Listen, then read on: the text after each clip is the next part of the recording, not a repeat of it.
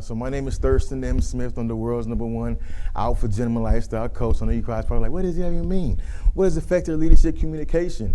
So I have been doing public speaking for quite a while, and so I came up with my own way, adding some more jumbo into the pot to speak. I think that should be creating the future of how we speak. You know, when I was growing up and growing on rap music, man, I had to really take everything back of how I was raised, how to speak, and the way I was speaking to people. And so I worked on myself so much, it's like I need to find my own language. Because when I was younger, the people who I was looking to didn't really inspire me to model their behavior or how they're speaking.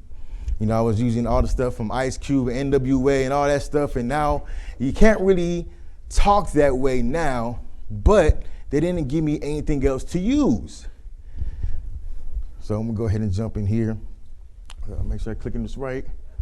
Boom. Now before we get going, I know we had a lot of great presentations here, a lot of good speakers, so I just want us to get present in the moment. This actually helps me anytime I'm going into any conversation with anybody. So I called the 21, okay?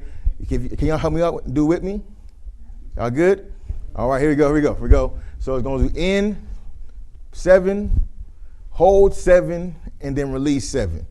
All right, here we go. Ready? Go.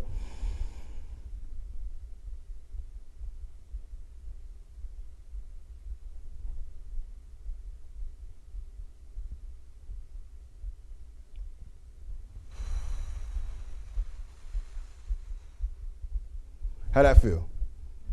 Feel good? Now we're ready to talk. Because a lot of times when we're going into conversations, talking to people, we have all this extra stuff that's on us. We're not really even present in the moment to have these conversations. Someone can just talk to you and you're thinking about that person that cut you off in traffic, you're thinking about something at the job, or you're thinking about something that has nothing to do with the present moment. So anytime I'm getting ready to talk to anybody, I want to make sure I come present in the moment. Because I don't want someone to say something to me that triggers me, but not from our interaction, it's from something else. So that's why I always give myself 21. Now sometimes it's not always 21. Sometimes I have to go through it 3 times, but mostly by the 3rd time, I should be ready to go. Now, I have a quick question. What brought everybody to my breakout session today? I'm in the blue suit. We have the same blue suit. I'm calling you.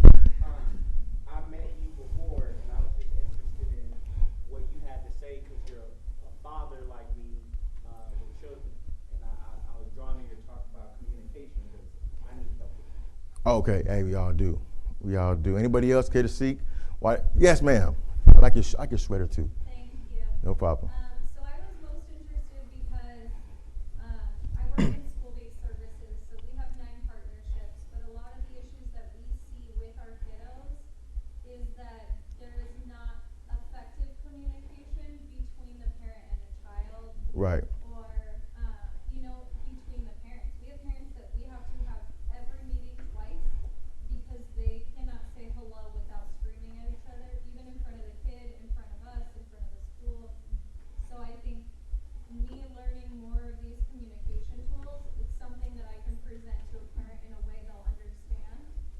Yes, most definitely.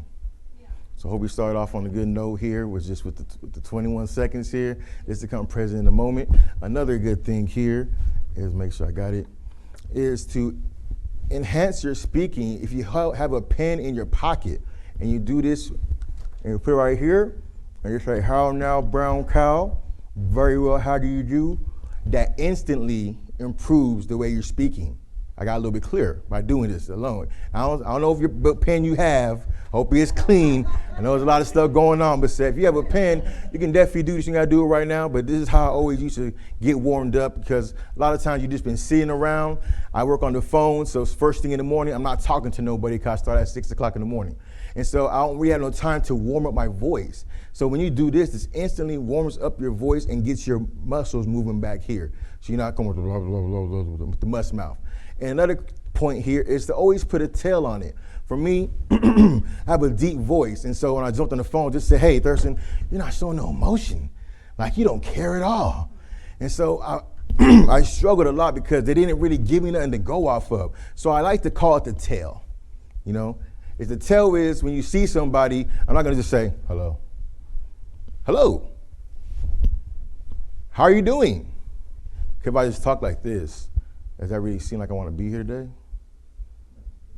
If I say, good evening. Hello. There's the tell. So the tell really helped me because I have a deep voice, and sometimes when I used to play my calls back on QA, it's like, you don't show no emotion. It seems like you don't really want to be here, and you're not present. It's like, I can't help it. It's the way I talk. And so I was able to work with myself and go through all these different exercises and little trips to help my speaking ability.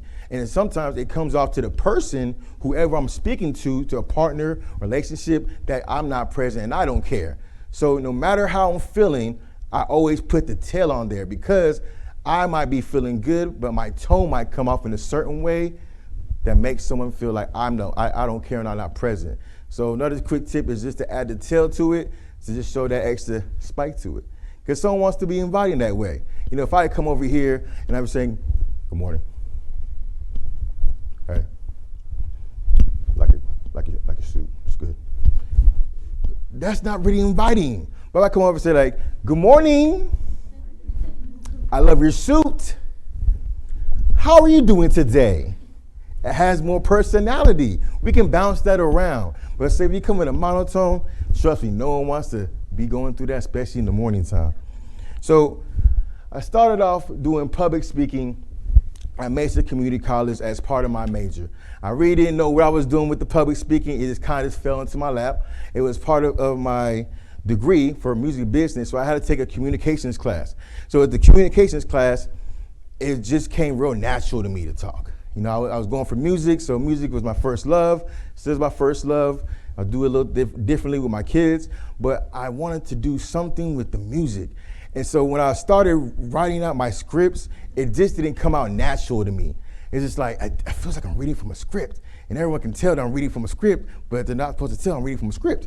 And so I was like, let me just continue to work on my skills because growing up, I used to like 90s sitcoms. I love Martin, always wanted to be the class clown. And being public speaking, it gave me the floor. You have no choice but to listen to me. Your choice, right? So I wanted to make sure that I was coming off in a way that was genuine to me and I was giving great information back. So my instructor told me here at Thurston, we have this end of the year project and I think you should join. It's a competition called the Big Speak Out at Maricopa Community College. And so I was like, nah, I really didn't want to do it. And he said, give it a try. So I went home, I started going over different things. I'm gonna talk about this, I'm gonna talk about that. And then I was like, you know what? I'm gonna talk about something that I really want to talk about, was legalizing medical marijuana. So I had my speech ready. They pointed me to the room I was gonna go. And so when I walked in the room, I noticed it was actually the faculty that was actually gonna be the judges. So I sat there and I just looked. I seen the faculty in the back, seen the body president, and just like, hello, I'm here to talk about why we should legalize medical marijuana. And instantly, everyone's eyes just perked up like this. I'm like, oh, I'm getting expelled. Well, let me go ahead and perform anyway. So I started performing and went through my spiel, and the competition was amazing. We had people talking about policies. We had people talking about this, politicians. I was just like, I'm about to really sit here and talk about why we should legalize medical marijuana. But 10 years later now, this is where we're at.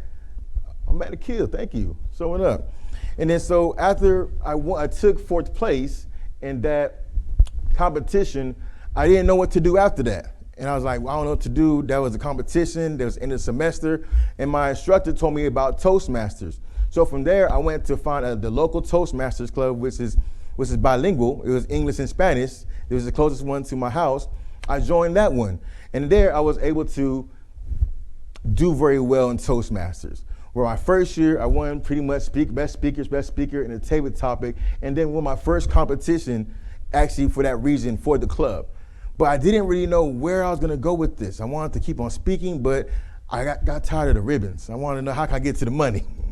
And so I was just like, all right, I need to go ahead and step out because I'm using all my gas money to get to these events here, win all these awards, these trophies, but I'm tired of the ribbons. So what can I do?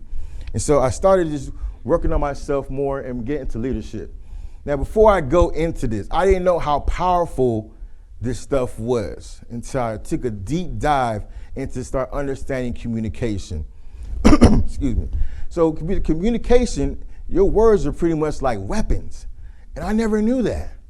I never knew that because you always, if you have heard this before, please raise your hand. Sticks and stones may break my bones, but words will never hurt me. Have you heard that before? I'm looking for that dude right now because me and him gonna go toe to toe, blow for blow, because words actually do hurt. And growing up, I always heard some bad things about me that, understanding that quote, sticks and stones may break my bones, but when I went home, those things actually did hurt. I went to tell my mom, like, hey, they said about this about me, talk about my skin tone, talk about my bald head, even though I'm bald and beautiful now. But I embraced it. But it's all those things that led up to words do hurt. Now with words, I want you to please use this ethically, because with the words, they can open up a wound. You can say something to a child as far as, shut up, I don't want to hear your voice, and the effect might be, he might take it, it might be a limiting belief where he won't speak again. But that might not be your intention. So my goal here is to just be very mindful of the words that we are using, because to us it might seem just like regular words, but to someone else it might be a sword, it might be a knife to cut deep, because the tongue sometimes cuts sharper than a knife. So I call myself a student master communicator. And this is what I want everyone to do after we leave. You're gonna be such a great communicator. This is how you guys are gonna be entering different conversations. When people try to raise their voice at you, try to use different tactics like gaslighting or flipping your words around, you said that or you meant that or you're doing that thing again, you're actually gonna just pause the conversation and have them think about what they said to you and allow them to think about the words that they choose to use towards you at that time. So what's the problem? The problem is that the single biggest problem in communication is the illusion that is taking place, right? So I was with my friend, and when I see this happen all the time, it actually happened in this room here. The gentleman was actually giving me the password, and he gave me the password, and it's just like, well, is it uppercase, lowercase? What's the number? He just says connect, da-da-da. But with communication, there's actually a sender, a receiver, and an understanding. So he thought I knew exactly what he said because he said, hey, this is the password, is this, but I never had a chance to respond back. So he thought that he was effectively communicating, but he actually wasn't. Because when you communicate, you want to send, you want to receive, understand, and acknowledge. So I asked, how's everyone doing today? How's everyone doing? Hey, John, y'all loud, come on. How's everyone doing today? Good, good, good. Great. Now I know everyone in this room is doing great. You know why? Because I sent it, I received it, and I understood it. So that's really the communication, how it flows. It's kind of like a two-way street, right? So the two-way street is giving and going, giving and going, giving and going. Boom. So the problem part two is that people are really careless with their words. I actually go through this a lot of times at my job. I get emails all the time that have something extra on the back end. And so I started challenging my upper management now. So when they send that email out, it's like, oh, Thurston, it's so easy to do this. All you have to do is just that. Why do you have to, excuse me, I noticed on your email you said it's so simple, but this is something I never did before. Why would you assume that it's simple to me? Because it's simple to you.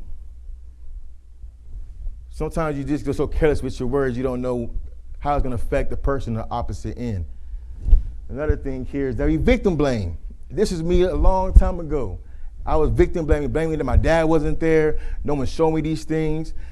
I was just like, man, my life is bad because it's other people, but it's really just me. And it wasn't until I really looked in the mirror and made the decision to step up and say, you know what, I'm actually going to change my life, is when things actually finally turned around. And then also not being present in the conversation. That was the give me the 21. Make sure they're actually present in the conversation. Make sure they're actually really, really here, because sometimes we're bringing in all the extra stuff that we should have left at the door. So most of the time when I feel the conversations steering in a certain way, I just want to say, how was your day? Now, everyone gives that generic answer, oh, it's good. And I was like, no. On a scale of 1 to 10, how would you rate your day right now? And the common answer that I get is 7, 6.5, and then allows me to ask another question, well, what can we do in this interaction to get it to a 10? And then that just opens the door to something else. Because a lot of times we have maintenance conversations. We don't really want to know the answer. We just do it because it's just something that we do. I mean, at you guys' job, do people ask, how you doing? How's your day going? Do you think they really care? Come on, do you think they really care? And so I stop everybody to say, do you care how my day is going? Or are you just saying that? Oh, I truly care. Oh, well, you said you care. This is actually what happened to me coming to this here. You want to talk about it? And it's like, actually, no, I don't.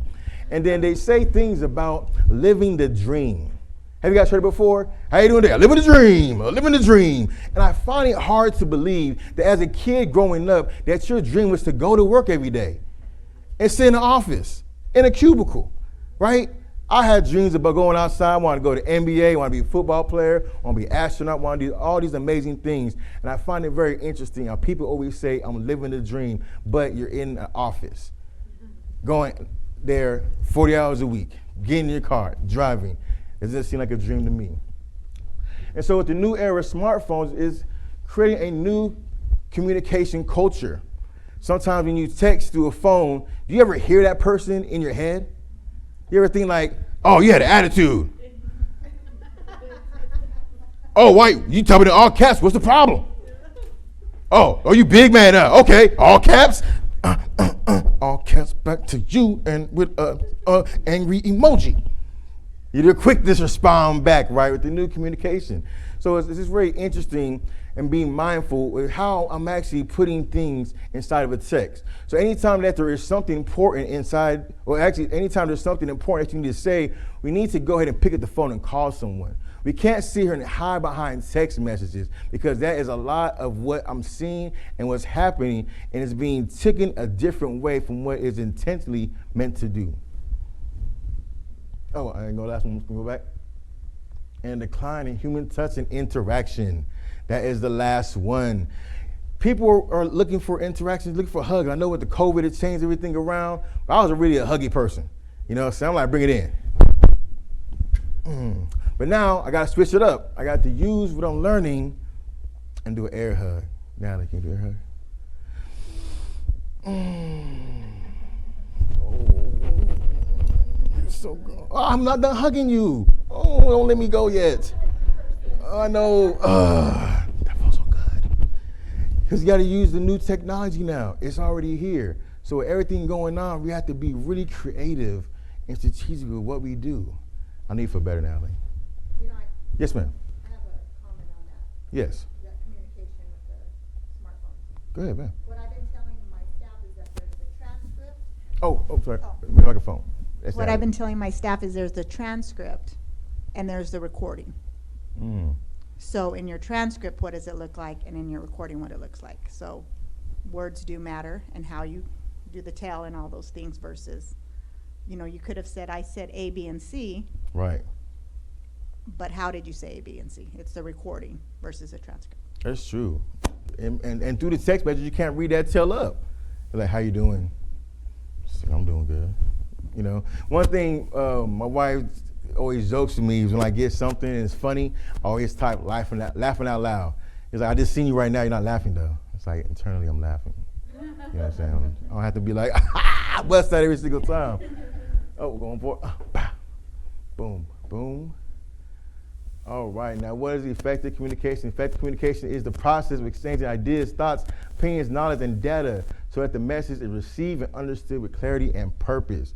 That's what we just experienced now when I did the example of asking how everybody is doing. If you guys didn't say nothing, like some people do, they thought everyone's doing good. But it takes that you really want to dig deep and ask the questions to get the data to know. During this exercise, I don't want no one to go off thinking and feeling. I like us to go off knowing how that person is feeling. I like us to go off knowing how that person's day is going. I like to go off knowing how I can be of service, be of value. hope I hit the right button today. Hey, I got it. So different types of communication is verbal, what is said, nonverbal, what our body says, and paraverbal is the way that we said it. Now with communication, I thought it was just what we're just saying, but it's everything. You know, one thing that's pretty funny to me is that every time I do a talk, I already know that I've been judged. I know you guys came in here and you looked at me, you looked how I dressed, you looked me up and down, and you had an image in your head. You had something that you thought about me already. I haven't even spoke to nobody, but I already know that you had an image and a thought in your head already. We all do it all the time. You walk into a situation, it's like, oh, it's one of them. You know, walk into a room, it's just like, I ain't gonna have a good time here. Internally, we're having these conversations, but we might not vocally say it, but we all been there. Anybody had that before? You have the internal conversation? Show hands, let me see. We all connecting. I like that. I did it again. Boom. So what I want to do today is for us to become master listeners. I know as a man, I struggle with that a lot. Oh my God. Has anybody seen the nail video? Oh my God, that was me. That was so me. Just seeing the nail, we did it in our workshop, and I was just like, man, that's me. But like I said, no one told me how to listen. And as men, we're hardwired to try to problem solve. I want to fix it. I want to make it right. But sometimes I have to just sit back and listen.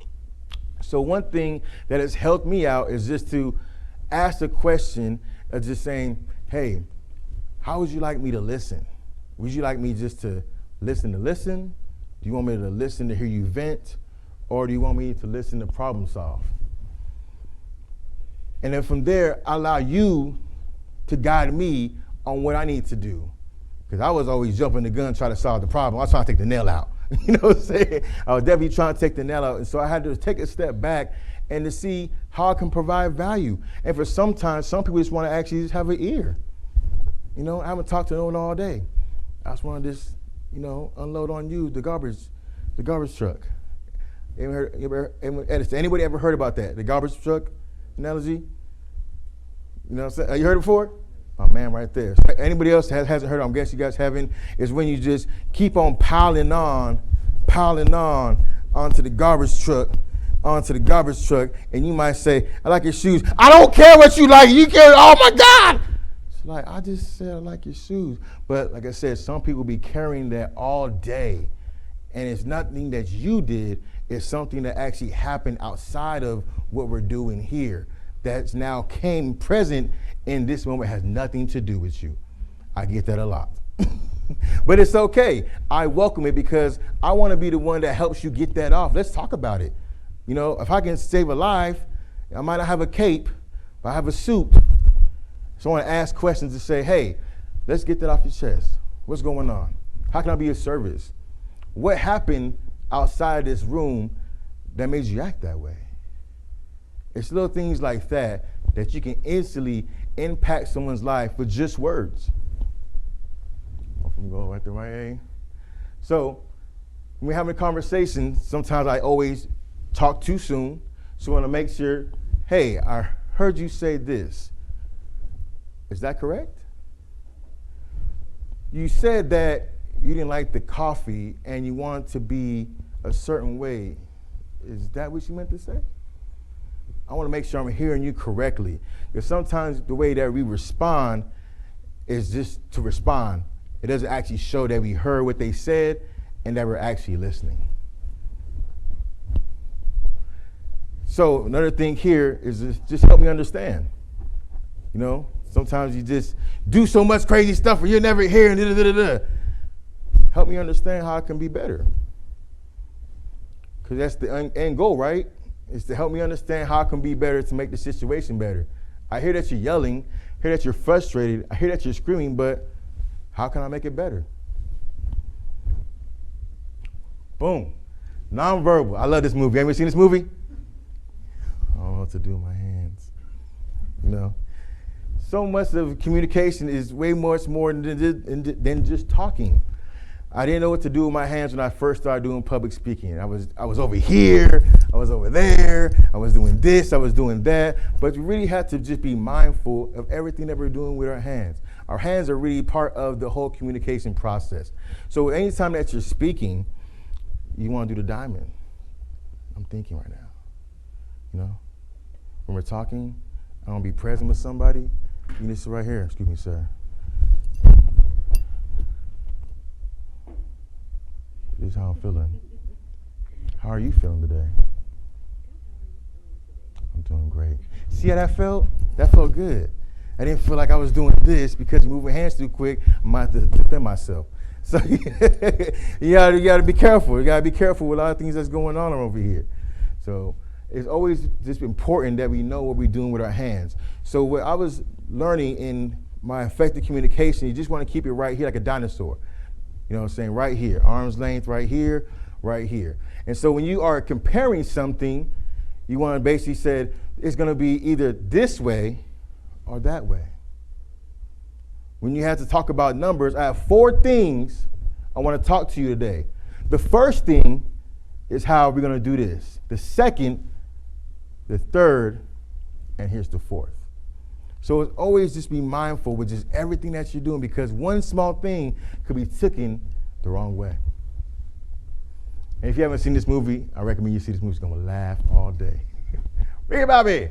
So the message we send through our posture, gesture, and facial expression account for 55% of what is perceived and understood by others.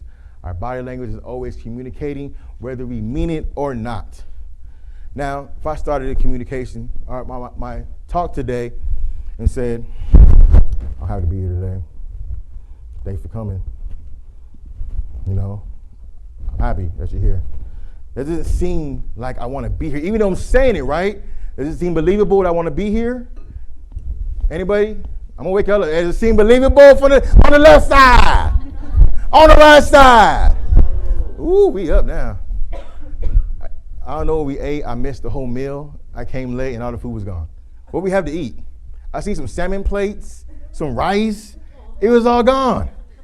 I was sitting here getting everything together, and I came out. I was like, There's some bread rolls in there, so you want me to get you one? like the Last Supper. It's the Last Supper. Come on. But yeah, so here we go. Make sure I get this right. Hey, I got it right today.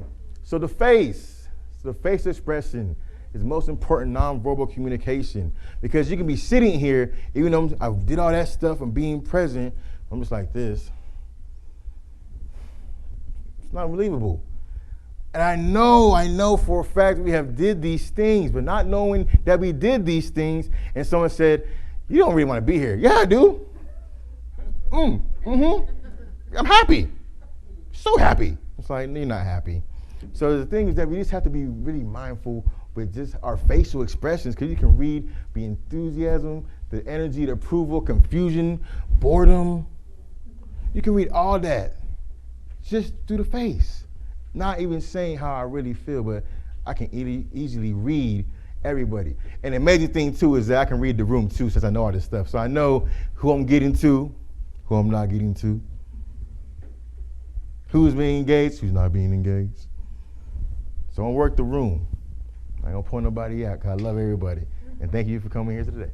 Because I ain't see no name of that paper. I was getting kind of scared. I ain't gonna lie. I was like, how did Neil get all the people? He brought them 5. He brought them 8 people. He know the 5 people. He know them people, man. Familiar face.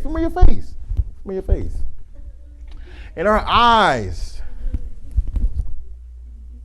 You know, back in the days, it's the eyes for me. The dreamy eyes.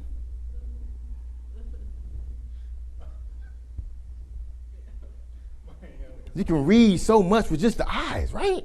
Your eyes are saying something different from what your mouth is saying. Have you ever heard it before? Your eyes are saying something different. You're saying that you don't want to be here. You're saying that you don't like me.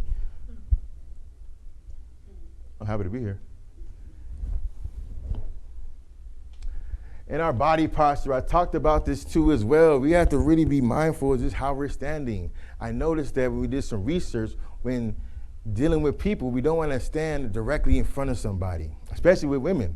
They actually prefer being stand to by the side. Yes.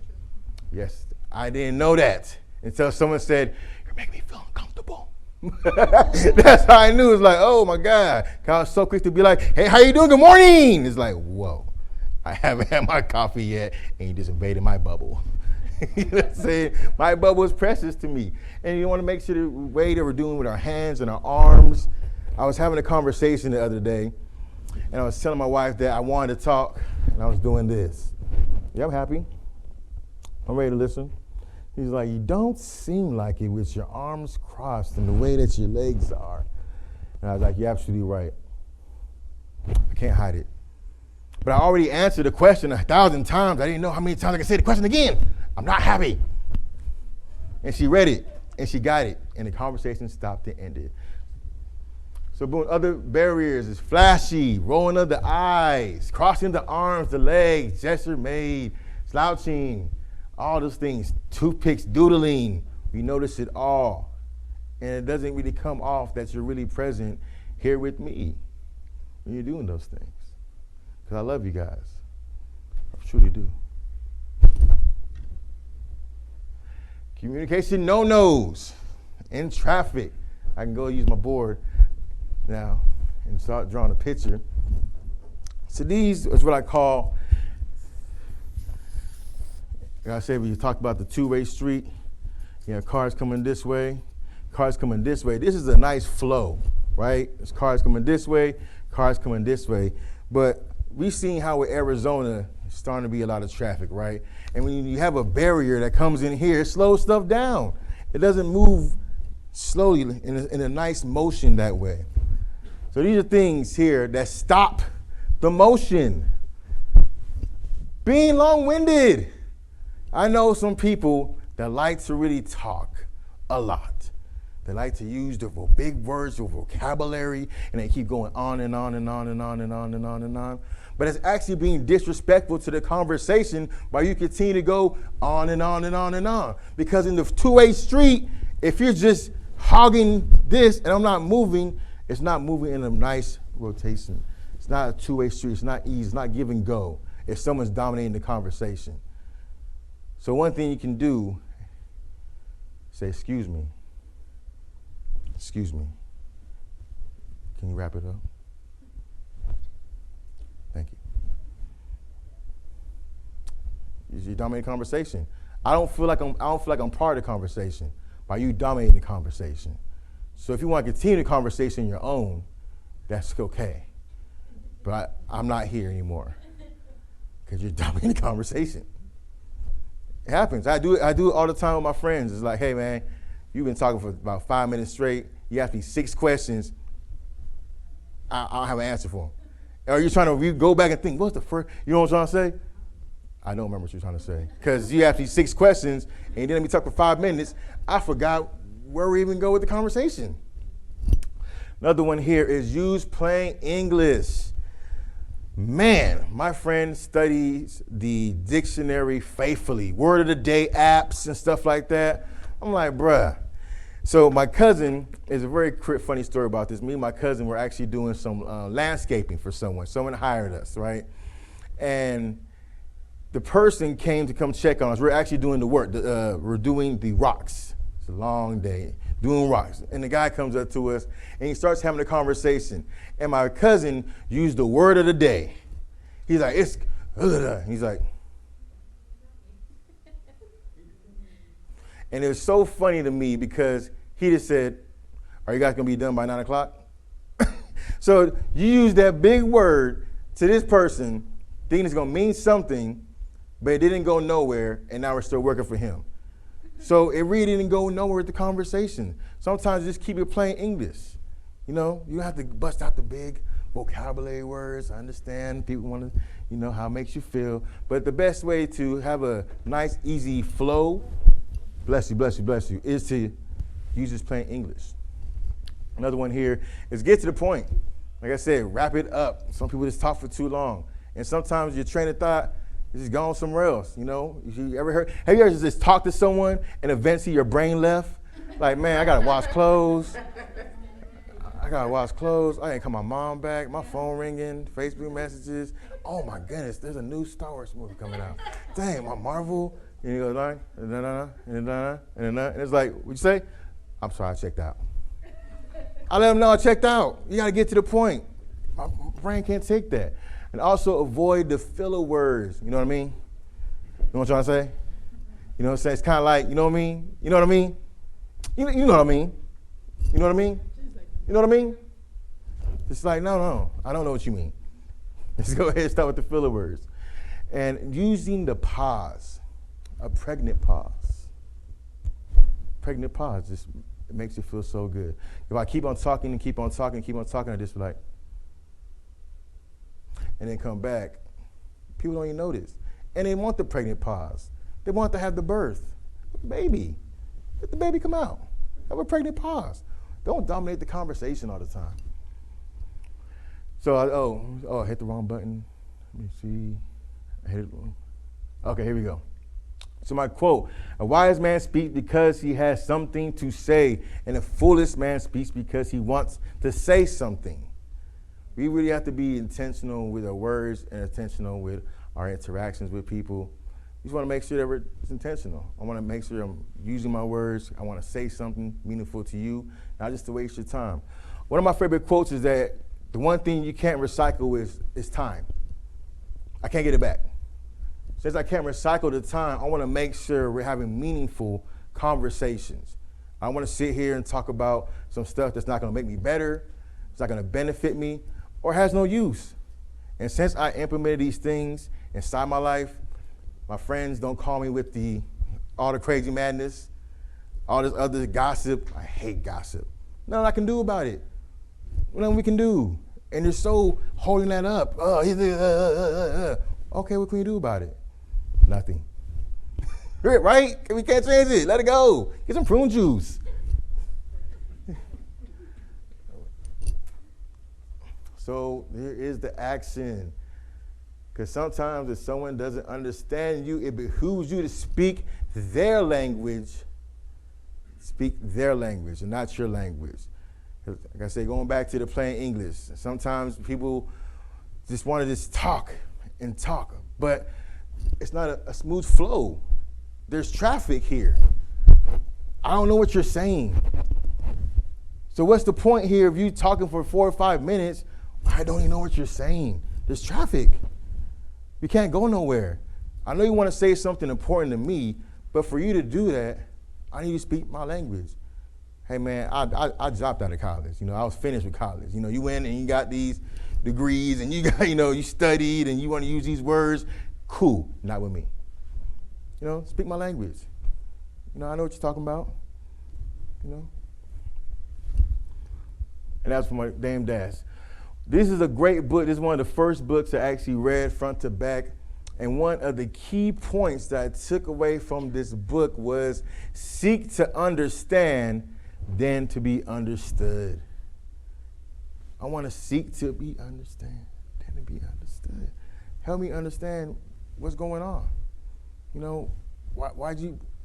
How and why and what is the reasons that you brought this to me? How can we get to this? So one thing that no one actually told me or talked about was this thing right here. This thing made so much sense to me. Everyone talked about dependent. Everyone talked about independent, but no one talked about the next level. Anyone know what the next level is? Interdependent. How can we get along? I already know that I'm independent, but I need to work together with you. How can we work together? And this works in your relationships, works at the job, this works all over the place. Like, how can we get the job done? Not how can I get the job done? Especially in a relationship, It takes two. Like I said, this is all the things that stop the flow of traffic. When it's not moving this way, so people are going to check out. I checked out. You didn't give me no time to really talk. Does it make sense what I'm saying here, what we're doing? Anything, questions? Or in the corner, you got questions? Mike, yes. This class you went through, the Toastmasters, and I think you communicate really well. Everybody's engaged and laughing. I'm having a good time with the Dame Dash quotes. I didn't expect that. Did it help you become a better communicator in your marriage and as a dad? Survey says no. No, it didn't. It didn't make me a better communicator. it actually put me inside of a box. I didn't feel like I couldn't be myself being inside of Toastmasters because it was such a strict guideline. Have anyone been in Toastmasters before? Okay, since you've been in Toastmasters, every time you speak in Toastmasters and you're done, there's someone with a paper in the back. Thurston, you said 5 times. Thurston, you actually used that word wrong. Thurston, also, it's just like, psh, psh, psh, psh, psh, and you just feel the stings. So even though I did those things, I never looked at my papers. Because in Toastmasters, everyone has to write an evaluation on you. I never looked at the papers. Never did. I actually have a couple of them, but it just hurts to some of the comments and some of the things that I did, and it's just like, just hearing the feedback, it just hurts sometimes. Like, I wanted to give a good talk, and it's just like, bam, bam, bam. I said a lot. You counted me on that one. You doctored my points because I said I had a filler word. It's just like, man, I just want to get my message off. I want to just express how I'm feeling to you and not have to be grammatically correct and use the word in the right sense. I want to just express myself sometimes and not have someone judge me how I'm expressing myself to you. Go ahead. No, please. But this is important because we're at ManCave, and I think us communicating with our sons. I have a son. I think you have a son too, right? Yes, I do. That's really important because why didn't they start with the benefits though? Because we're listening to you speak now, and everyone in here is engaged. Right. So they never started with, hey Thurston, you did all of this well. Here's the 4 concerns. They didn't ever talk about the benefits. Oh. Yes, I got the fundamentals. You know, I got that, but when I read the letter, all the stuff just went away. Perfect example is saying, I like your suit, but. Oh, okay. It was always their loop was. Yeah, it's like, I like what you did, but you said a lot. You know, it's like, even though I had it made me feel good with the compliment, there's the but. So to me, it doesn't really feel genuine when you put the but in there. It's like, hey, no, I love you, but there's that thing that you do that just irks my nerves. But you say you love me, right? I love you. It's like that love went out the window quickly because that but is there. So I just want to just get the feedback and then come back to that. Hey, I love the suit. It's great. And I noticed this. It don't fit right. Yeah, I don't feel right. In private. In private. But I didn't take away from I love the suit. So I say I love the suit. It look like it's small. But I look at small. Right? It is like. So they would give you negative feedback in front of everybody in the room? In front of everybody in the room. Oh. Did you notice that experience too, sir? Lord. We learned different words, like same scenario, we get the feedback, but then we would get words like saying however. Like, I like your suit, however. Because but negates everything you said before, so however is a transition word. So what I took from doing Toastmasters is learning how to use transition words to get from one sentence to a next without saying words like or I have a college sports background, and we did a lot of interviews, and if you notice, a lot of athletes always say when they're explaining any interviews. With the defense did this, it's like, well, no, we don't know. That's what we're asking you. So, the transition words are really what really helps. Thank you, Lord. Appreciate it. So, yeah, hope I answered your question. It's just like, yeah, it was great. I got a chance to express myself, but just hearing that but. And a lot of times people were coming from work. It was on a Thursday, and then I like what you did, however. It's like, dang, I felt that. You had a long day, then you got to come hear me speak, and then that energy that was on that garbage truck, following you along, came to Toastmasters, and you just unloaded on me. Didn't even know it. So that's why I read this like, I'm kind of done with this. I've been studying, writing down my speech, and get here, and then someone says, oh, that's what you did. However, it didn't sit right with me. So I wanted to communicate the way I wanted to communicate on the level as just expressing myself and not to be confined to a box and then watch and be very mindful of like, oh, and these other words and stuff like that. So, that's cool? Yes, sir. Yes, sir. No. I think it's just great. I've been to ManCave since the conception. I've never seen, Okay, please. I've never seen this many men have this many conversations in front of women. I think that is very powerful because we need to have these conversations with our sons. They can't always get fathering from their mom because they're not going to have conversations like this. Right. So I really appreciate you guys teaching me. You know, I have to keynote tomorrow, but I'm not the best communicator. That's why I came here to have these discussions with him. So you're more than welcome to join. I got time. Oh, I like that. Today I got time. Got time today. Right? And then see someone else is like, I don't like how you said that. But I want you to express that. You know, because I can connect with you on that. I know where you're coming from with that. You can feel me. I can A lot feel of you. people think just because you have a doctorate degree and you're a pharmacist, you shouldn't know what today I got time cuz means or who Dame Dash is. I can do that duality and still speak about medications or more serious topics. So I just think it's really impactful what you're doing, and you should be on stage with me tomorrow too. I might bring you up there because I can't do this alone. We can do that. We can Yeah. co-host. We can popcorn. I'm with it. I'll throw you the ob. So one of the things in Toastmasters, they do the yes and. You taught us that, yes and. A lot of times when you have communication with the street, you know, you block people. The emotions is contagious. But if you say, yes, and I understand this, and you could say something different or negative in that fashion, you don't always have to block. I don't want to domineer your talk, man. Let me get you the mic. Please. We have 2 hours. We have 2 hours and I have some more slides. So This is really got impactful time. for me. we got time today. Yeah. We got time today. Trust me. Do you have any questions from online? I don't know if we have any questions from online. No? Okay, cool. Keep on rolling with it. So the leadership language. So one thing, anyone know the three powerful words that we don't use anymore, but someone told us these words. We don't use them more. Powerful words. Oh, man, you follow me along Instagram. You tell my Instagram. But you're right, though. You're absolutely right. Excuse me, please, and thank you. Man, we don't use those words no more. We don't use those words no more. And someone that's very important to our lives told us to use these words, right? It's very important. Mom, dad, grandma, grandpa, pastor, rabbi, someone in religious told you to use these words. It really took me for a loop one day. I was out with my friend. He is a model. And we were walking down Scottsdale, and he dropped something. I said, hey, Devon, hey, man, you dropped this. Here you go. And I gave it back to him, and he looked at me and said, thank you.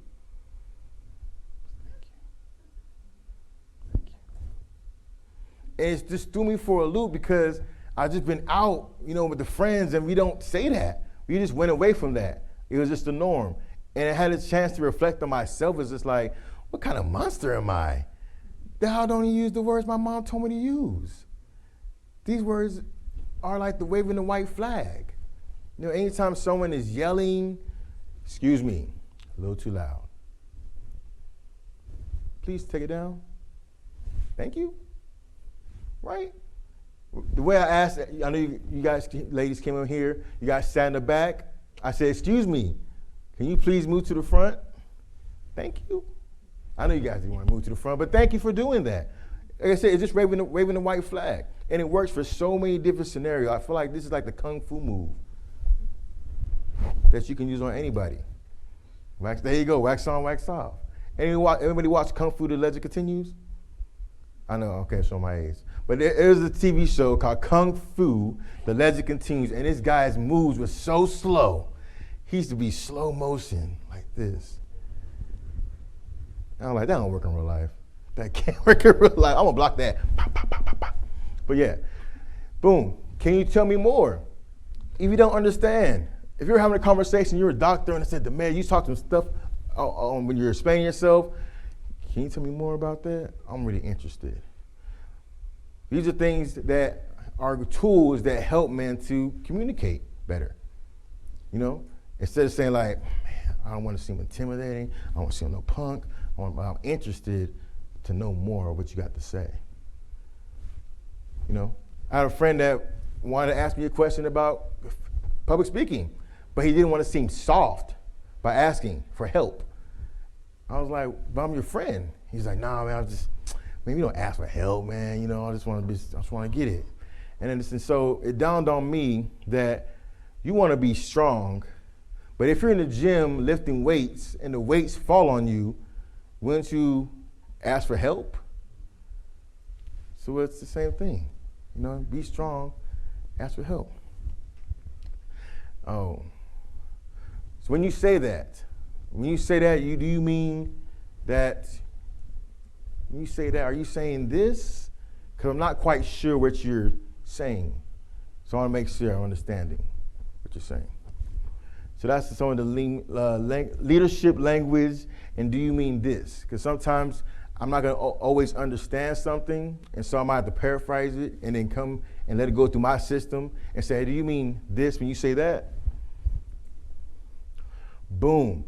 This is the death of why. The D-O-W, the death of why. Does anybody know what the death of why is? No, because I just made it up. There you go. But the death of why, reason why we want to stop using the why, because why actually has a lot of emotion to it that we don't even know.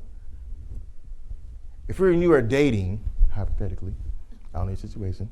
If we're dating, and I said, why do you love me? Right? It doesn't feel right. Does it feel right to you? Why do you like me? Why do you love me so much? Speak to me now. Answer my question. Why?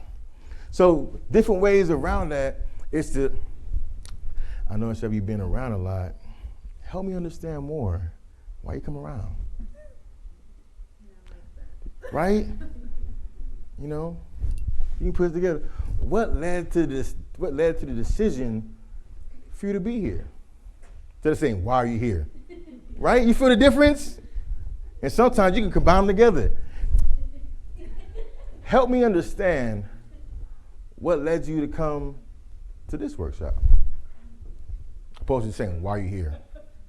So, oh, thank you. Thank you for being here. Yeah, so I wanted to just, stop using why as much as possible to just allow the interaction to come naturally, to allow the person to express themselves. When you use why, it opens it up more. I'm sorry, if you don't use why, it opens it up more to actually hear what that person has to say. Instead of say, why are you doing that? Why'd you leave the room? See? It's like, what do you mean? I had to do something. So this is one thing I've been working on myself, is just to try to take out the word why and just be open with the conversation, just to help me understand that a little bit more. Because it feels better, right? Does it feel better to use help me understand? So everyone leaves here. Oh, yes, I got a question in the back. Yes, ma'am. With the microphone? Oh, okay. Can we please use the microphone? Thank you. No, I'm just saying, please, excuse me. Thank you.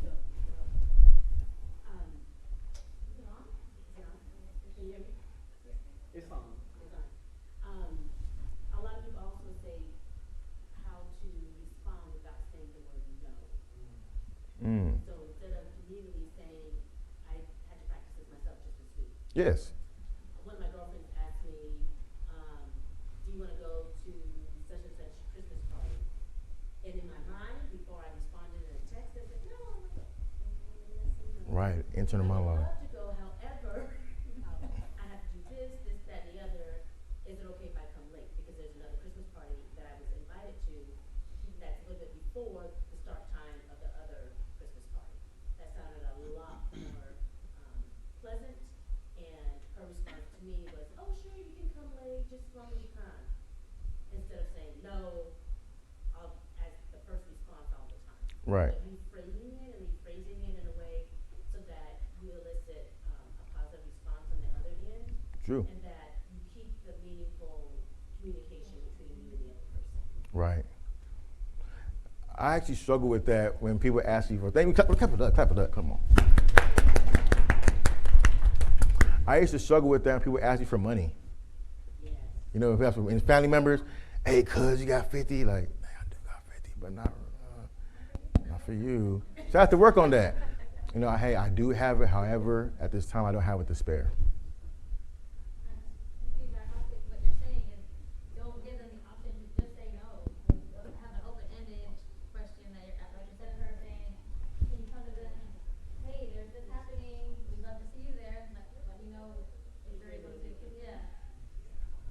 like that. Like I said, With kids though, I think that like they need to understand why, because their brain is still developing. Right, So like if you say, well, can I have money to buy this toy, and you a dad, you say no, Right. real loud to your son. But if you say, we don't have it right now to give or to buy this because we have to do this, and then you help with adults too. It teaches them to communicate when they become adults.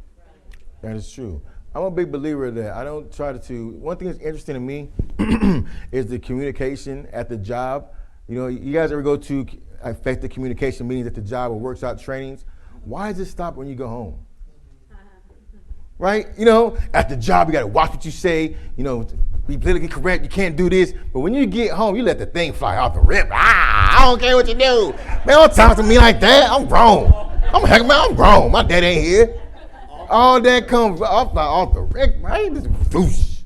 So it's interesting to me. I just feel like we should just practicing mindful speech and mindful language all the time. Why not have to be some person at work and then be a different person when I go home? I just want to be me. I want to be the same old T. They like that song right there? I love these Yes. R&B innuendos you keep throwing in here. Boom. Yes, we have a question from online. So there is an online question that says, I'd like you to talk a bit how to best apply these effective communication strategies in a virtual world. What is the best way to have meaningful conversations in a virtual environment? Keep your camera. Boom. Keep your camera. I like that. I used to hate that. Like, I ain't do my hair today. You turn my camera on. And stay muted when you're not talking. Still stuff happening in the background. How to have these on virtual? Yeah, how to be able to how to apply strategies or effective communication strategies in a virtual world. What is the best way to have meaningful conversations in a virtual environment? Great answer. We need to start having, that goes back to the maintenance conversations. You know, we talked about as a dad. So with my son, I asked him, how was school? Good. Asked you, how was good? Good. What'd you do today? Nothing. It's like, you at school 8 hours a day. Come on, you did something. So you got to really switch it. You have to really be intentional with the questions. It's like, hey, did you learn about math today? No. Well, what'd you learn about? How was lunch? What'd you have for lunch today? Oh, we had tacos. Do you like tacos? You have to really be wanting to know and pull the information out. To really be like pass by the surface and have really deep conversations and ask strategic questions to get your income. Hold on, time? Okay, I got some more I have to say. So boom, we're actually going to get to that. I'll go back by that. So like I said, we talked before, the communication process is a sender, a receiver, understanding, and the important thing is this having the acknowledgement. It's the missing link. Because I've seen it all the time. It's just like, hey, you gonna pull up? Yeah. And it's like you can say what time, you know what I'm saying? How you gonna show up? What are you gonna wear? What's going on? It's like I've seen it on a conversation, my father's call. He's just like, hey, I thought you coming by. He's like, no, I didn't. He's like, yeah, come on over. He's like, okay. Like, I'll see. Oh yeah, he said, I'll see. That wasn't a confirmation I was actually going to show up. I'll see. And so to make sure we're actually having that, so we say, hey, I want you to come to my establishment today. Do you think you can make it? Do you think that the first example is more of a male on male communication as opposed to a female on female communication? Because I know specifically with my friends, we're like, hey, what time are we picking you up? What are you wearing? I mean, there's a lot of detail to it, right? You know what? I tread lightly, male and female communication. I have it, it's both ways. It's both ways. I get it on both sides of the coin. It's just like, one thing that I got on my son about when I said, take out the trash, right? Take out the trash. Okay, I got you, Dad. And then I come back and the trash is still there. How are you gonna take the trash? I was. It's not the end of the day. Smart guy, right? I didn't be specific with my language. I didn't say, hey, take out the trash right now. I just said, take out the trash. And he's right. I didn't say when. I just said, take out the trash. It wasn't the end of the day. He just left and came back, Dad. I was on a video game. Dang Fortnite. got me at the Fortnite. Gosh. Yes, we have to be, like I said, just make sure to finish it all the way off to have a sender-receiver understanding. So I said, hey, son, I want you to take out the trash right now. Can you do it right now? Yes, I can, Dad. Oh, boom, here we go. Verbal communication, words, strength of our voice, the tone. When I was going through puberty, I couldn't wait to have a deep voice. Oh my goodness, that Barry White. I was looking for the Barry White. I was in 8th grade. See, I can get on the phone. Like, hey, what's going on, Thurston? Yeah, what's going on? Yeah, that's me. So a lot of times, the way they're talking can be piercing to the ears. So you want to have like a soothing voice, like a whisper. And one of the books that I read, I think it's Outwitting the Devil by Napoleon Hill. He said that women will manipulate the conversation by dropping their tone into a small, like this, baby. I want you to do this. It's like, wow. I know you ladies don't do that, though. He said, yes, he said, that's what you do. But yeah, just watching the tone, the speed of our voice sometimes. I don't like people that talk fast. It makes me nervous. I got to check my wallet. When he's talking too fast, why are you talking so fast? Slow it down. Let me understand what you're saying. Here we go. Communication with the purpose. You want to identify the goal. Like I said, why are we meeting here today? Why are we having this conversation? Know your audience. I know with certain people, I coach football. There's certain kids I can't, raise my tone at. As soon as I get loud, go get the ball. I was trying to get the ball. Crying, start crying and stuff like that. I got to tell them to do a 21. Hey, take a deep breath, come together. I don't like when you yell at me, coach. My bad. Right here, what I'm saying? Communicate with the value. I'm being hard on you because I want you to do this. I'm being like this because I see something inside of you. This is why I'm talking to you this way. Express the need. I don't want to combat resistance. So, let's see how much time we got. I could talk all day about this. Okay, we get on time.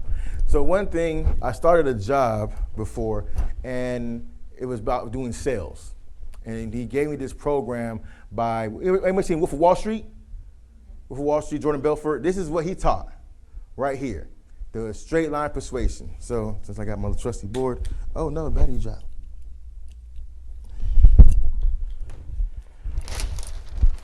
So with communication, there has to be an outcome. So all the questions that I'm asking you is to get to an outcome. Now, please use this ethically, because you can do this unethically for people, okay? I learned how to do it unethically. God bless me. So there has to be outcome. So every question that I'm asking is to get to an outcome. But there's some times where people will try to go off the line, even with sales. You're asking, what brought you in today? Oh, I really don't want to be here today. You're off the line. So it's my job to ask another question to get you back on the line to get to the desired outcome. Well, I know you don't want to be here today, but however, you are here. So what is it that brought you in today? Now we're going back on the line, right? Well, I really like the car, but except the car, service on the car. I don't like the car, but the car has so many features. Okay, what do you like about the car? Gets you back on the line. Because a lot of times people just try to go up here. So the way to get them back on the line is to ask a strategic question to get them back on the line, to get to your desired outcome. So when you're having conversations with anybody, sometimes they get all riled up and you forget, what are you even talking about? So it makes sense for you to just be mindful is just to redirect the conversation back to what are we actually here for again. And I actually learned that from that sales, from straight line persuasion. Boom. Here, when you are honest, you feel better. People see the honesty and they start to trust and respect you more and tell the truth. This is not told to me. Actually, it was told to me. Another thing that was told to me, I just went out the window. And I heard a lot of people lying. And I heard myself. And I always had the movie play in my head after I told that lie. Oh man, I just should have said this. How can I say this? How can I say, why this? I just should have told the truth. Hey, this is how it's making me feel right now. Nothing personal to you, but I feel this way about that. You know, using more I statements instead of you statements. Good in relationships too. If anybody in a relationship, hey, okay. You start using some more I statements instead of you, because you always do that, and you're always late, and you do that thing that I don't like, and you do. Or Right? you never from your wife. You never take so-and-so to You, school. yeah, you never. You might do it once every 60 days. You need that affirmation as a husband. Women in the room. Right. You do that instead of I feel. I prefer. I prefer you take our son to school more often. Oh, I'm going to do it tomorrow versus you never. Right. To a defensive standpoint. Yeah, when you use you statements as opposed to I's. Yeah, that's another tip, using more I statements and tell the truth. How you feeling? Like I said, I think I said this one already. Boom. All right, we got much time. This right here is a great tool. Has anybody heard of this before? The PAC model? Oh, here we go. Yes, more tools. So I was at my job, I had a supervisor call. So this is the thing I don't like about jobs and when you go to upper management, there is no training. It's just like, hey, you're a supervisor. Okay, boom, I'm a man in charge. I'm the suit. I got a suit call, right? Hey, Thurston, come over here. I need to talk to you. Okay, I got on a call. This lady was just going off. As soon as I picked the phone up, hey, your agent didn't do this. Your agent didn't do this. Your company's this. Your company's that. Your company's this. And I was like, yeah, yep. And I went immediately to like, well, ma'am, you know, this is what actually happens. This is part of the process. The person who I was talking to was a supervisor at a call center. She QA'd me. She's like, and you're a bad lead because when you got on the phone, you didn't apologize to me. I was like, you dominated the conversation. And then she dominated the conversation, and then 5 minutes went by, and I didn't apologize. And she got me. You got me. So I had to go to training. I got written up. I had to go to training. And then my trainer actually introduced this to me. And he said, how about talking to your children? This is how I do it. So with this thing, it's called the PAC model here. P-A-C, P-A-C, okay? So I'm gonna go through each letter here. Parent is behaving, thinking, and feeling in the ways cope with parenting figures. You know, you shouldn't do that. Parents say, right? You shouldn't do that. You know, that's not appropriate. Always remember, never forget. But no one likes to be taught that way, right? I can't tell you to do that. You guys are adults. You're parents. I can't tell you that way. And now we have the C. This is the staff for child. It's like, why you have to do it that way? That's not fair. You know, they did it first. And then we have the adult. So behaving and thinking and feeling in ways which are a direct here and now response to the event around you. And that's really kind of like where we want to be at. It's pretty much to A. Because like I said, if you're just doing from a parent, going back, it's like, hey, my question, boom. You know, if I say you shouldn't do that, it's not gonna go even flow, right? You can't say some of that. Or if I talk to a kid, you shouldn't do that. Well, he did this. How to responding back. So if I drop my tone, drop it to the A and be an adult and ask a question to a child that's not behaving, son, help me understand why you did that. He gonna respond in an adult way. Well, Dad, this is what happened. He was picking on me. I didn't like what he said to me, and it bothered me. Oh, okay. Well, son, you know we can't do that. Well, son, what I tell you about, you know, fighting? Don't do it. You know, now we're talking as adults, and not from a parent to a child or an adult to a child, because this is all you're gonna get. So you want to basically bring from a P or a C to an A, and the way we do that is ask strategic questions.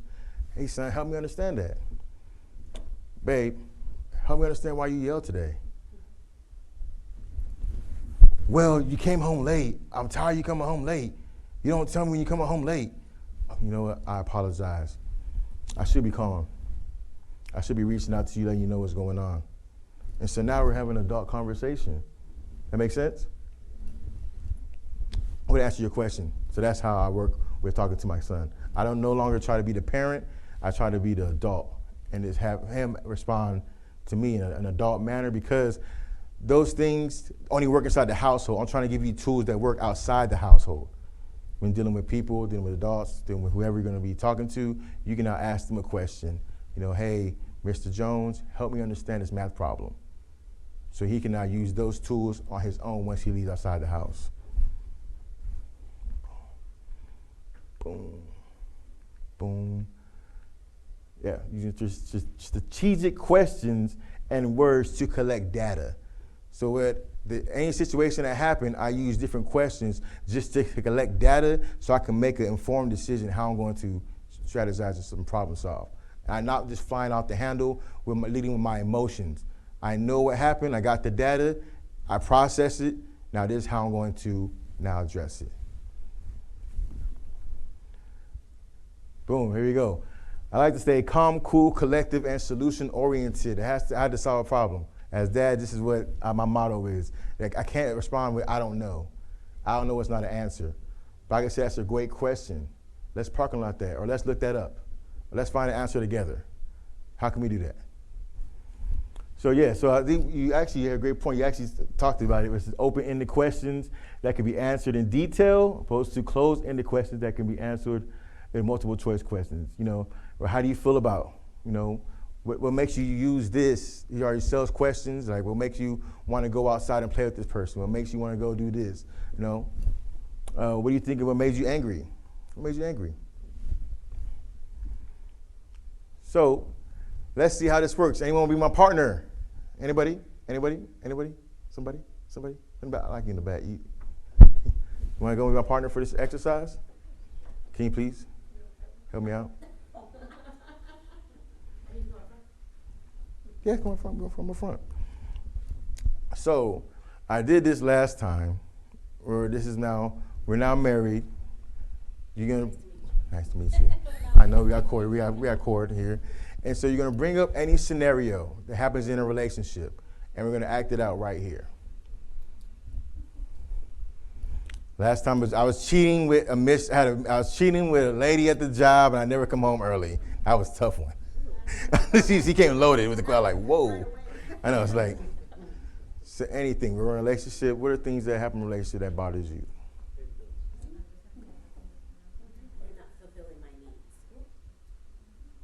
I have multiple needs, and I just feel disconnected. You're at work all the time, you're on work trips, you say you're at the gym, and I'm not feeling emotionally fulfilled.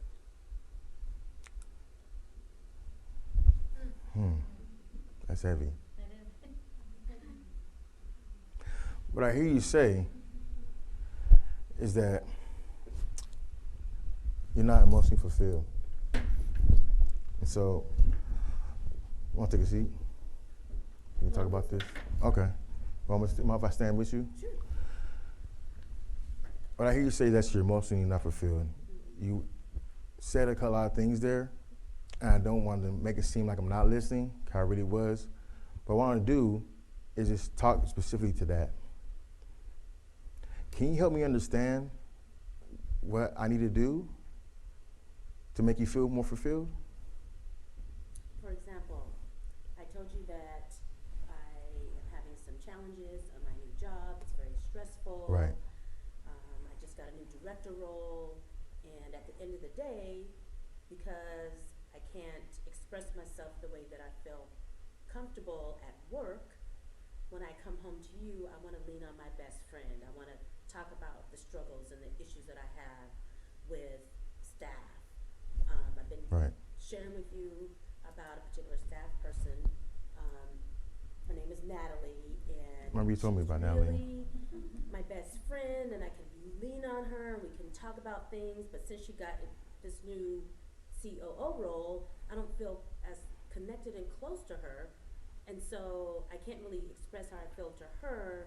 And when I come home, I want someone to lean on, just to be a sounding board. Not tell me what to do or how to react to Natalie, but just to listen, so I can get it off my chest. Because if I can't lean on you, and you're supposed to be my best friend, my partner, then it's gonna make me feel like I need to reach out to someone else to share and lean on. And I don't want to do that.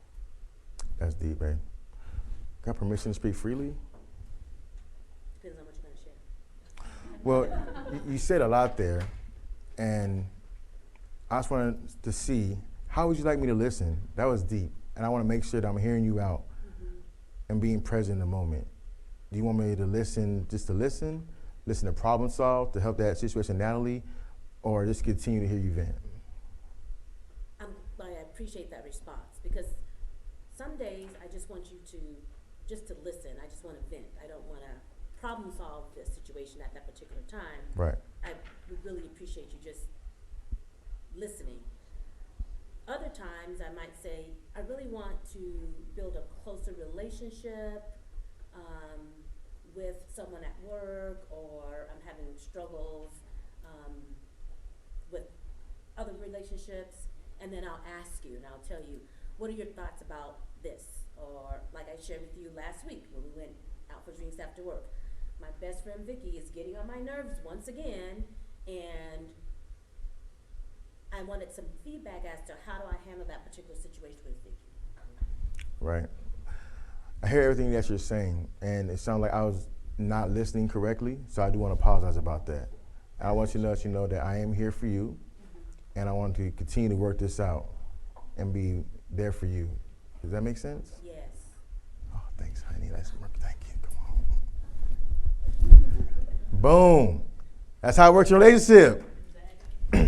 He's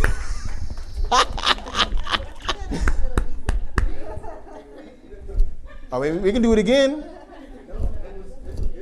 No, I mean, the formula is the formula. I just did the formula. I didn't react. I took my step. It wasn't a full 21. I took a deep breath and came present, and I was fully engaged and heard everything that she said. And Pull up the fire, ask for permission, being present, and ask for forgiveness. boom, part of the formula. Sometimes the seating arrangement is that you don't want to have, this feels like you're at school when you have an object in front of somebody. You know, when you have an object in front of somebody, it feels like I'm in trouble. And so sometimes you want to go ahead and bring it lower and then just open up here. Let's see, Miss Natalie, we can talk from here because this feels better. And then I can lean in and say, right, Natalie, you're right. I wasn't listening. It is all my fault. How can you make this better?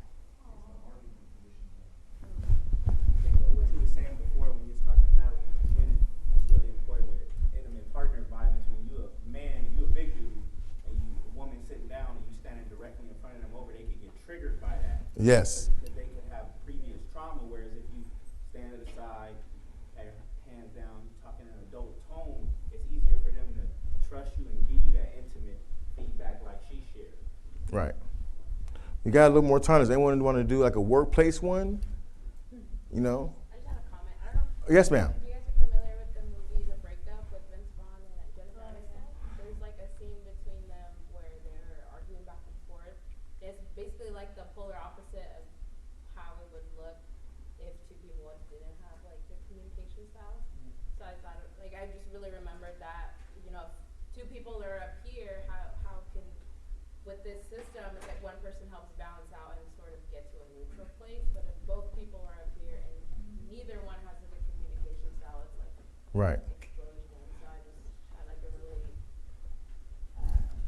this really reminded me of that and how that would look like opposite.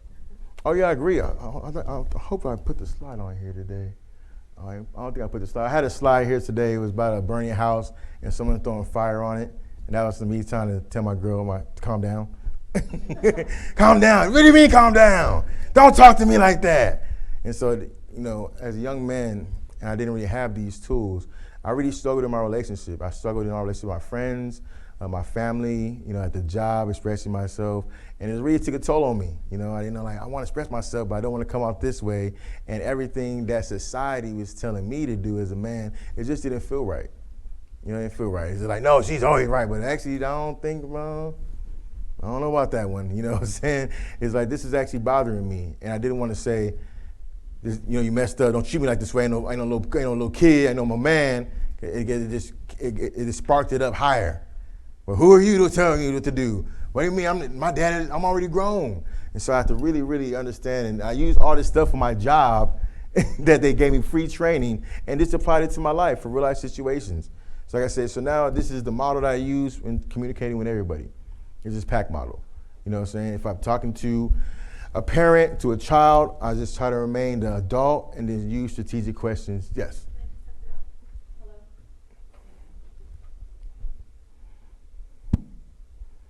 Hello. Okay, it's working.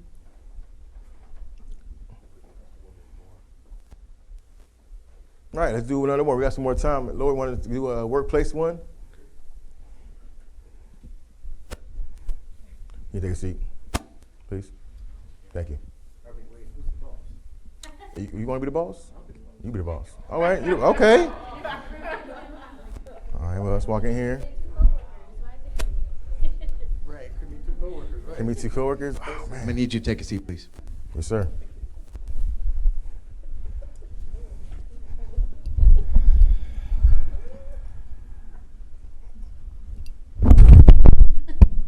Mic drop. Literally mic drop.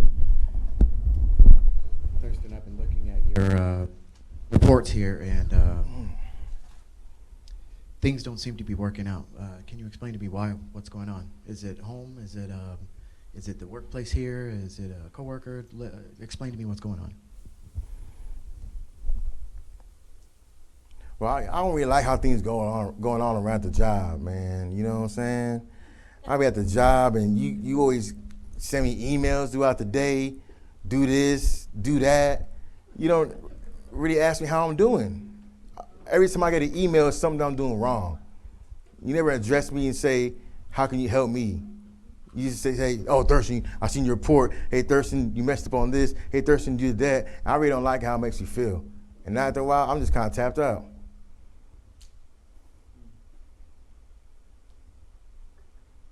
Interesting. I hear what you're saying, and we'd like to offer you some resources here to better to suit these solutions for you. I understand that there might be a communication flaw, but I feel like if we can work together, understand that you're an asset to this team here, and moving forward, I feel that we could get somewhere. How does that sound to you? You know what? I don't like it, but I respect it. So what kind of plans, things you have in mind? You said resources. I'm interested to hear more about that. Well, we'll get you connected with Justine and some of the ladies over in HR. And I feel like we've got some programs that could benefit you, some of your key qualities that you have here at the company. I like that. We can do that. Second plan. Boom. All right. How do you do? How you do? How you do? You did good? All right, Lord, you did pretty good. Like you did pretty good. Well, I didn't know where we're going, so I was like, well, I guess he the boss, and he wants to sit on the chair and talk like this, you know. Yeah, like I won't. Right, I'm ready for it, you know. But I like how you stay calm, you know. You offer me resources. You make me feel good. Like, hey, man, you're an asset to the team, man. You know, ain't. Your attitude shifted a little too, because you were distant and like feeling like, oh gosh, what did I do? Right. Ready to be defensive, and then as he was talking and Oh. offering you resources, you said you didn't like it, but your attitude changed and you seemed a little bit calmer. Right. That's what it does. For me, when I was coaching, I like to praise then coach. I don't like to coach automatically. You know, as soon as you come over here, I seen your reports. You know, numbers are bad. It's like, ouch, ouch, ouch. You're automatically coming down on me.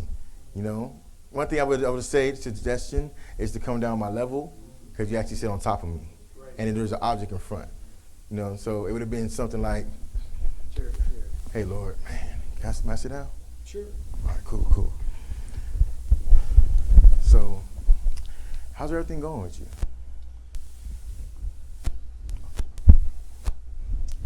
You know, things at work have been great. I've been putting a lot of hours in. I'd like to say that I've been really understanding the material here. However, there's a pretty good workload. I'd like to move up in the company, but I'm just not getting a lot of the support that I need here. Lord, what I hear that you're saying is that you don't feel supportive. Am I okay to say that? It's your job? You're about right. You're pretty close. Yeah. Right. And as in management, it just hurts me more to hear you say that. As a leader, it's my job not to do the job. My job is to help the people doing the job to be more effective. Can you help me understand, is there anything I can do on my part? Well, first, I've noticed where my numbers have tripled over the past quarter. Right. I feel that my revenue stream should increase, and my compensation rate actually needs to be a little bit higher now. Now, I remember that the last meeting we had, there was no budget available. There wasn't a budget available. However, after doing all the numbers, I've noticed that there is adequate funds available for my pay increase. It's a great response. I have no control over the numbers, but I'm going to do everything in my power to put you in position to get those numbers. How's that sound? That would be my natural response, actually. Right? It's like you're saying, so I'm going to do everything in my part, you Yes. know, because you're an asset to the team. Yes. You know, the job moves better with you here. Right. The way that you move around the room, you're impacting people, you come with a good attitude. I love your dad jokes. Love your dad jokes. The one about Will Smith is comedy. You remember that one? I got you a good one. How loud do they laugh in Hawaii? I don't know. Go on. Aloha. He gets me every time. He gets me every time. But how did that feel? Great. It feel good? Yeah. Right. Feel like I got your back? Yeah. Do you feel heard? Yeah. You feel understood? Mhm. Do you feel like you have a plan to move from here to something else? Yes. Boom. There we go. And that's a lot of times, okay, can I get a clap? Can I get a couple claps? All right. So that's a lot of times where people just come in with the emotion and don't want to work with their, subordinates or people under them. They don't really feel like they're being heard or being understood because the person comes there with the high title role, they come in there with the suit, they sit down there, they're across the desk, and they're like, you know why you're here? It's like, yeah, I'm in trouble. Well, not really. And then there's nothing to make that person calm down. And then live with an action plan after that. I praised him on what he's doing and then coached him and then let him know I'm a believer. I'm here with you. Let's ride together. Yes, Natalie. Here. Oh, he the mic. No, in the first role you guys were doing where I was employed? you were the employee. Yes. And it was a lot of you aren't doing you, so it was a lot of yous going back and forth. But I like the way you changed and didn't get defensive. You didn't have to defend yourself, and you turned it to resources and a plan. Where I think a lot of times, as soon as you say you, I'll get defensive, or whoever the person is will get defensive and try to defend their position Right. instead of the situation. Right. So that was a good role. Yeah. So what's the desired outcome? I want this person to perform better. That's the desired outcome. And the management role is to, my job is to make sure that he's performing and doing the job. And so what resources can I provide? Do you need extra training? Do you need shadowing? Do you want to come early? I'm here for you. And it's the same thing with all your relationships. Everyone wants to be heard, and it has to be a solution. Yes, okay. Yes, I believe you need the mic. Just give me the mic. Yeah. So I came to a conclusion just now, almost like an epiphany, right? So I haven't worked a traditional 9-to-5 for about 5 or 6 years now, but when I was an employee, things like that, those types of situations used to occur, and I felt like it was my pride and my ego that got in the way of making strides, whether it was leading others or taking direction. And I've been married for 3 years. Congratulations. Thank you. And when my role was just boyfriend, I felt as if the communication style changed from boyfriend to husband. Then when I became a father, my communication style improved again because it went from went from husband and father. Right. So now you have to communicate differently. But I think the underlying thing that I've realized, just in something as small as this example, Right. is pride and ego, whether it's attached to your job title or your title at home, influences the way that we communicate. And if we put our pride and ego to the side, we can make way more progress Oh, most in definitely. the home, at work. And I'm more of a recent Bible guy. I haven't always read the Bible too much, but I have learned recently that pride is just very, very, it's one of the things that has not benefited man at all from very beginning. Right. And in today's society, it's one of those things that the reason why we're having so much conflict is because there's too much pride. Men, women, it's too much. And I think that's one thing that we can kind of take away just from the examples. A lot of it is pride, a lot of it is ego, and if we kind of get rid of that, communicate a lot smoother. Oh, go back to the first one. It got to be a smooth Two-way street. Got to be a smooth two-way street. When they have those obstacles blocking traffic, it's not smooth, and one person's going to check out. Yes, Lord. So we had a slide about excuse me, please, and thank you. In your opinion, how can you effectively navigate those three words when they're being used negatively, especially in relationships? Like, I've heard people use excuse me instead of, excuse me. They put the tail that turns it into a negative instead of a positive. How is a proper way to navigate around that when they're using those three words that should be sacred to the positive side? Great question. For me, when dealing with someone I get people try to do this too, it's like, I'm going to use the words against you. Okay, that's cool. And, I just want to just be present and be aware. Saying, excuse me. Like, yes.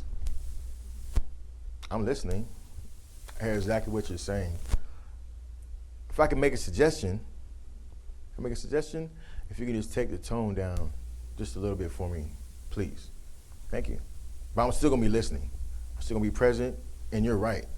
You're absolutely right for everything that you're saying, but at the same time, you're wrong with your approach, how you're approaching me. You have to. Do you feel with the words that you're using is the best way to effectively communicate with me? Right? I dropped it down. I dropped from the same model, which is here. I just dropped you down right here. Do you think that the words that you're using towards me are effective way to communicate? Excuse me? Well, did it make sense what I just said? Yeah, I did do that. Okay, I just want to make sure. I just want to make sure that I didn't lose you. I want to make sure I didn't lose you. Right? With what we're saying. Because what it sounds like to me is that there's really something really, really bothering you. Would you agree? And I don't know what it is, but we're not gonna leave this room until we get it out. Because I'm here for you.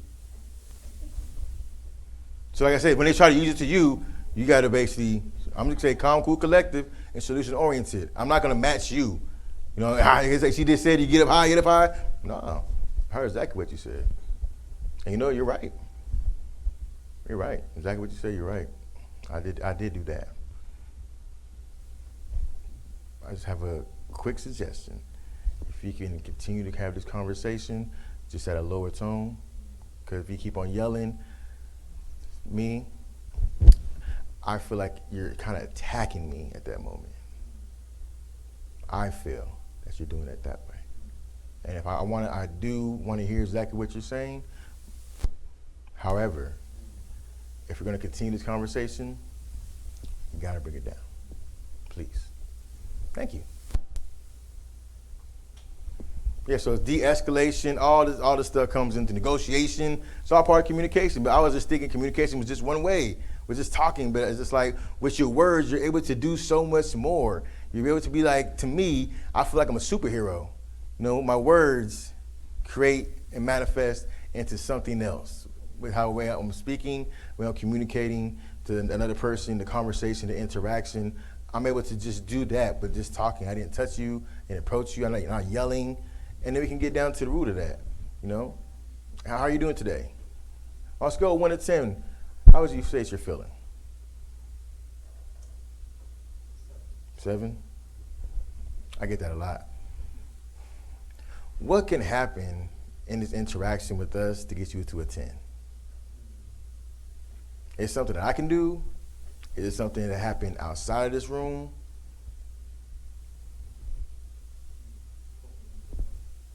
Let me know. Yeah, so this is just a couple examples, you know, when dealing, it works in all scenarios, relationship, management, you know, kids.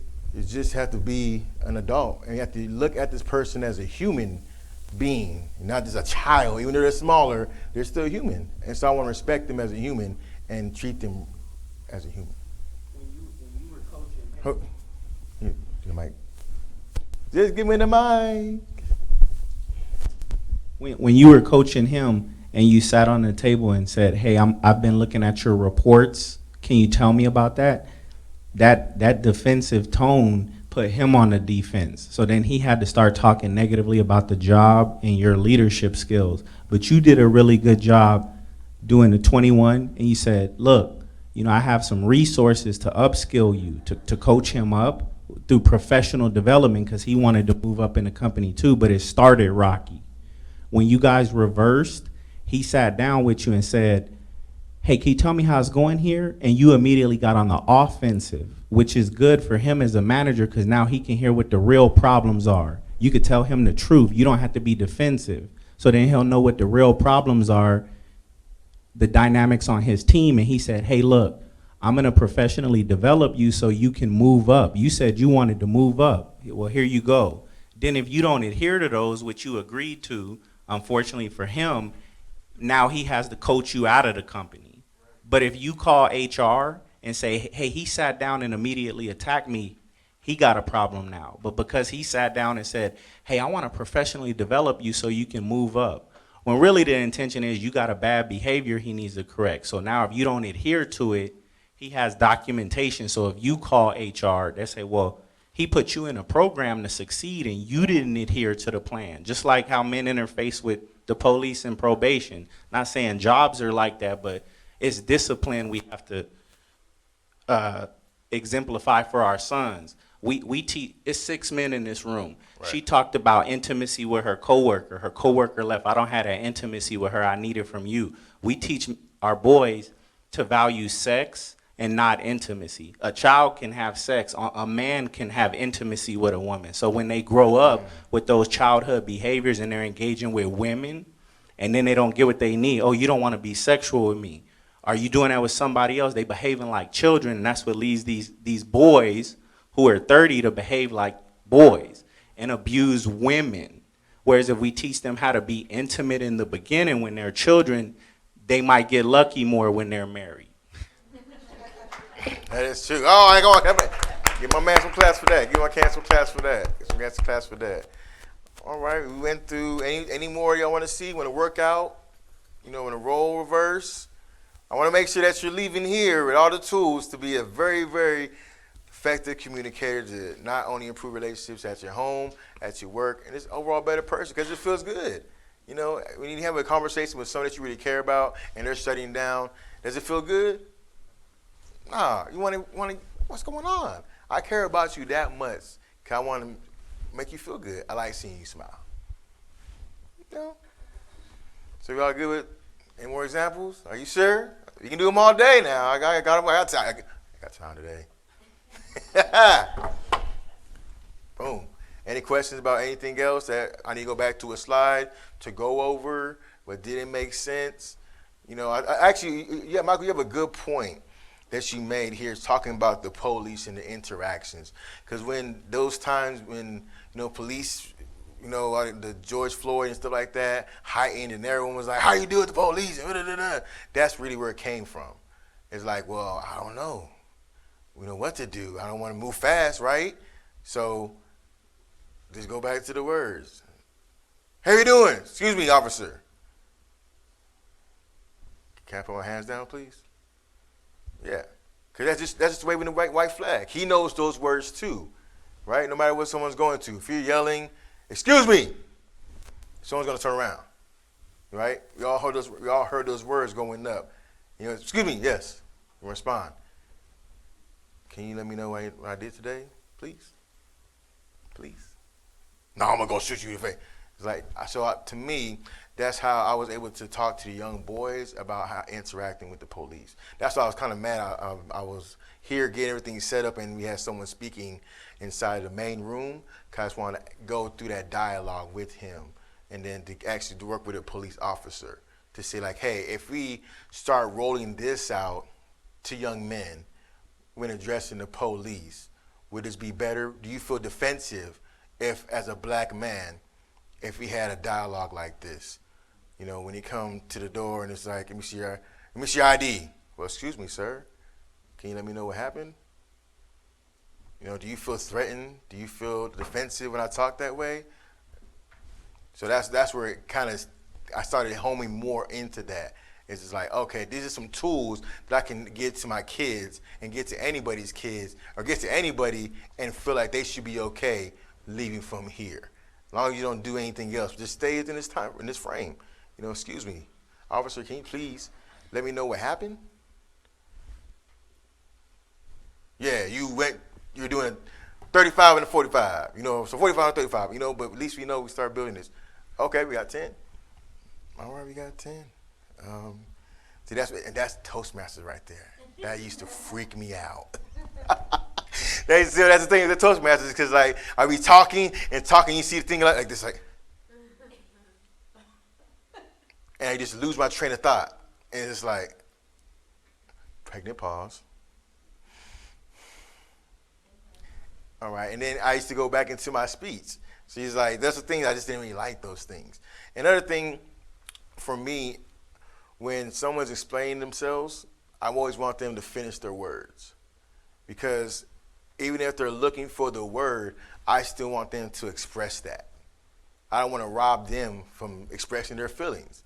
Just because, they're searching for a word and I kind of feel like I care, but I don't really care. Oh, you're doing this. It's like, I want to rob you from that. I want you to fully express yourself, to see where you're at, to get that emotion off. But I feel like you're robbing someone from fully expressing themselves when you just try to finish up the word. You know what I'm saying? I just feel the word too. I guess we kind of wrapping it up here. We got a couple more minutes. Let's see. Oh, we can go to the next slide. I had my books that I ordered here that didn't show up on time, and I was horrible. I felt horrible about this. This is a book that I just finished up here. I just sent it off. It's very, very dear for me. I've written 3 books so far. Being in these groups and these workshops, we're always trying to understand how we can reach out to the children, what can we do to the children, and it really starts with us. We have to be the change that we want the kids to see, And so as being an adult, I believe that we have to make being an adult the new sexy. Like, that's the new way of being a man. The new way of being there with your woman. It's not trying to sow your royal oats. That was the old way how it was, When, as a young man, I heard this you don't turn nothing down but your collar. That's something that's often talked about in my community, and it probably still goes on. So for me, I really had to just look in the mirror and be a better person, and then instruct my son or instruct the younger generation on how to be better. But first, I think it definitely starts with ourselves. So I have this book that's coming here. If you want to connect with me, as soon as it comes out, I can definitely get you a copy. I have a quote book here that I wrote too as well. Probably gonna get to Marion. I like some feedback, please. If you can, just put out your phone. If you do the QR code, you can just leave me a review. If I was bad, if I stank, whatever I did, I'm good now. I'll take the feedback. I might cry, not in front of you. I'm gonna cry, no. But I'll just appreciate the feedback about my presentation. I'm gonna be doing some more presentations, some more workshops. So I always like to see what I can improve on and how I can be better, you know. I think that's a good leadership skill, just to reflect on what I can do better as a person, as a man, to make sure I'm providing value to everybody that took time out their busy schedule to be with me today. So I just lead this up here as we kind of close out. We have about 7 minutes left, and I'm here to.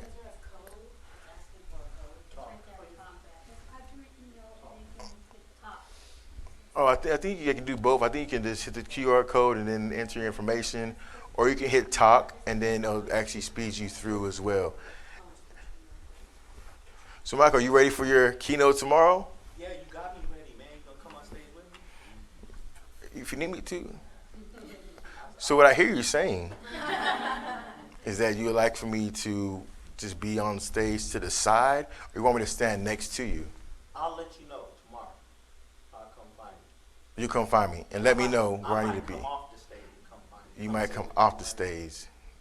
So are you saying that you need me to be in the back, or you want me in the front? Show up with the same color suit as me tomorrow at 8 o'clock in the room we were in. See these specific instructions. Men communicate unilaterally. So do that. I'm going to come find you. Off the rip, we'll take care of it. Off the rip? Okay. So be inside the main room At 8 o'clock. at 8 o'clock With a gray suit. with a gray suit. I don't know what color tie yet. I got a gray suit. All right.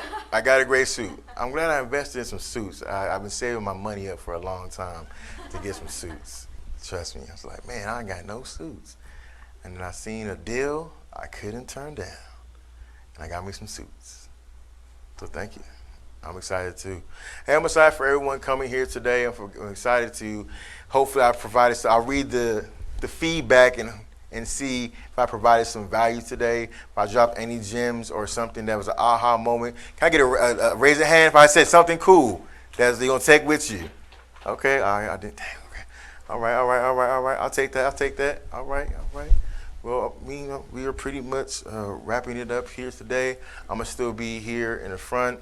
If you have any more questions, like I said, I'm still going to be in front answering any questions. But you guys have been amazing. I appreciate all the efforts and the questions and the interaction. I didn't want it to be, putting everyone to sleep, just like wah, wah, wah, wah, wah, wah, wah, wah, wah. So I appreciate the engagement. I like the questions, and I'm gonna be here for another 5 more minutes.